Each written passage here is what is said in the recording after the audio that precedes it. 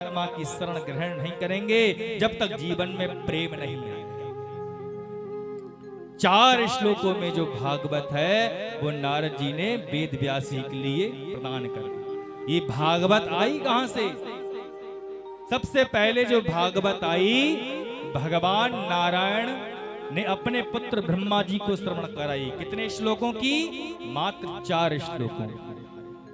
वो 4 श्लोक धर्म अर्थ काम मोक्ष प्रदान करने वाले। भगवान नारायण ने अपने पुत्र ब्रह्मा जी को श्रवण कराई 4 श्लोकों की भागवत, और वही 4 श्लोक ब्रह्मा जी ने अपने पुत्र नारद जी को प्रदान कर दिए।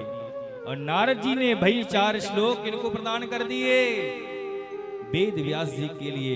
और वेद व्यास जी ने सरस्वती नदी के तट पर स्नान किया और स्नान करके गणपति जी को ध्यान किया। सदा सर्वदा ध्यायतामेकदन्तं सदा पूजितं सिन्दूरारक्त पुष्पैः सदा चर्चितं चन्दनैकुङ्कुमाक्तं नमो ज्ञानरूपं गणेशं नमस्ते। हे गणपति महाराज, आपको सब जो है प्रथम नमन करते हैं, इसलिए मैं आपको नमन कर रहा हूं, नमस्ते कर रहा हूं। नम शब्द का ही नमस्ते बनता है। नमस्ते मतलब बहुवचन का प्रयोग किया गया है। जिसको सब नमस्ते करें वह परमात्मा ही हो सकते। परमात्मा के लिए सभी नमन करते हैं, सभी नमस्ते करते हैं। सातौते सा के रूप चलाएंगे संस्कृत में ते बनेगा। इतना जब कहा व्यास जी महाराज ने तो क्या हुआ? गणपति जी महाराज प्रकट हो व्यास जी के सामने। गणपति जी ने कहा, अरे व्यास जी महाराज हमको क्यों याद किया है? तो कह दिया व्यास जी महाराज ने कि अबस अपने जीवन का तो अब अंतिम समय चल रहा है। अब मैं अपने परमात्मा के ध्यान में ही सब अपने आप के लिए, खुद के लिए समर्पित करना चाहता हूं। अब मैं चाहता हूं कि मैंने अपने जीवन में जो कुछ भी प्राप्त किया है प्रभु की कृपा से, गुरुओं की कृपा से, वो मैं सब कुछ लिखना चाहता हूं। और अब तक तो मैंने जो लिखा था वो अपनी खुली आंखों से लिखा था, अपनी समझ से लिखा था, अपनी बुद्धि से लिखा था। लेकिन अब मैं जो लिखूंगा वह उसके बाद कुछ भी नहीं लिखूंगा। व्यास जी महाराज ने अब तक जो लिखा था वो जागृत अवस्था में लिखा था, लेकिन अब समाधि को लगा लिया। वेद व्यास जी महाराज ने अपनी आंखों को बंद किया और जो कुछ भी लीलाओं को देखा बंद आंखों से समाधि की अवस्था में बोलते चले गए। अब गणपति जी महाराज लिखते चले गए और लिखते लिखते जब आंखें को खोला तो देखते क्या है, गणपति जी महाराज ने उन 4 श्लोकों के 18,000 श्लोक बना दिए। तो भागवत बनकर तैयार हो गई। भागवत में कितने श्लोक हैं? पूरे 4,000 श्लोक भागवत महापुराण के अंतर्गत। बोले भागवत भगवान की जय। अब भागवत बनकर तो तैयार हो गई। व्यास जी महाराज ने मन में विचार किया, ये मेरे जीवन की पूंजी है, इसमें मैंने सब कुछ लिख दिया, संसार का सारा ज्ञान मैंने इसमें भर दिया। भागवत किसे कहते हैं?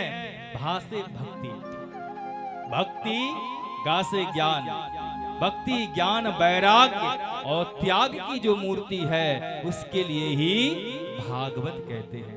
तेनेयं वाङ्मयी मूर्ति प्रत्यक्षा वर्तते हरे सेवेनाच वर्णात् पाठानात् पापनाशिनी। तेनेयं वाङ्मयी मूर्ति, भगवान की जो ये है भागवत वाणी रूपी मूर्ति है। मूर्तियां कई प्रकार की होती हैं। कौन कौन सी? लकड़ी की भी होती हैं, सोने चांदी की भी होती हैं, मिट्टी की भी होती हैं और पत्थर की भी होती हैं। लेकिन भागवत जो है वो भगवान की वाणी रूपी मूर्ति है। भागवत को सुनने से भगवान जो है कान के मार्ग से आते हैं और हृदय में छुप जाते हैं। सेवे नाक्ष वर्णात पाठानाट पापनाशिनी। तो भागवत की कथा सुनने से भगवान जो है वाणी रूप में भगवान कान के मार्ग से आते हैं और हृदय में वस जाते हैं। इस प्रकार भागवत बनकर तैयार हो गई। वेद व्यास जी ने शंकर भगवान को याद किया। शंकर भगवान ने कहा कि हमें क्यों बुलाया, तो कह दिया कि हम आपको पुत्र के रूप में प्राप्त करना चाहते हैं। मंदार माला कुलताल कायई कपाल माला चित शेखरायई दिव्यांबरायई च दिगंबरायई नमः शिवाय नमः शिवाय। इतना कहा भगवान शंकर ने कहा हम जल्द ही आपके यहाँ पर पुत्र के रूप में आएंगे। और कालांतर में अमर कथा को सुनने का प्रसंग आता है। मैया सो गई, एक तोते के बालक ने सुन लिया। भगवान शंकर जो है वो त्रिशूल लेकर मारने की दौड़े और व्यास जी की जो पत्नी वाटिका है वो जमाई ले रही थी, मुंह खोलकर जमाई ले रही थी। तोते का बच्चा आया और मुख द्वार के द्वारा पेट में चला गया। तभी तो कहते हैं जब जमाई लो तो हाथ तोता 12 साल तक रहा, क्या पता कौन सा जीव जंतु अंदर आ जाए, कितने साल तक रहे। इसीलिए कहते हैं कि जब भी जमाई लो तो कपड़ा रख लो। पूरा ब्रह्मांड के दर्शन मत कराया करो किसी के लिए, हाथ रख लेना चाहिए, शिष्टाचार है। शंकर जी आ गए त्रिशूल लेकर, आज इसको जिंदा नहीं छोड़ूंगा। व्यास जी ने पूछा कि गुरुदेव क्या बात है, बताई कि इसने हमारे भगवान की कथा को चोरी से सुना है, मैं इसको मार दूंगा। व्यास जी ने कहा आप कभी नहीं मार सकते। शंकर जी ने कहा क्यों? तो व्यास जी ने कहा क्योंकि आपने अमर कथा को श्रवण करा दिया है, और जो अमर कथा को श्रवण कर ले वो भला मर सकता है? कभी नहीं मर सकता। इसलिए भगवान भोलेनाथ आप तो बहुत भोले हैं, आप तो क्या आपका त्रिशूल भी नहीं मार सकता। भगवान शंकर समझ गए कि इसने हमारे इष्ट देवता की अमर कथा को श्रवण कर लिया। भगवान शंकर चले गए और 1 वर्ष व्यतीत हुआ, 2 वर्ष व्यतीत हुए, 11 वर्ष व्यतीत हो गए। रोजाना कहते हैं भैया अब तो आ जाओ। 4 वर्ष हो गए, 5 वर्ष हो गए। उधर वाटिका जी परेशान, न जाने ये कब निकलेगा भैया।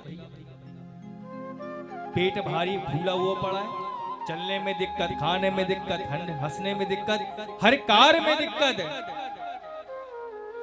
व्यास जी ने कहा कि पुत्र अब तो आ जाओ।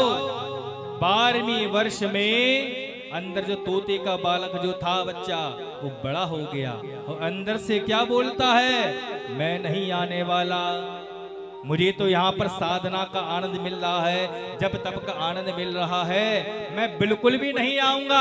आप चाहे मुझे कितने भी प्रलोभन दे दें। व्यास जी मना कर थक गए, 12 वर्ष व्यतीत हो गए, लेकिन जो तोते का जो बालक था वो निकलने का नाम ही नहीं ले रहा है।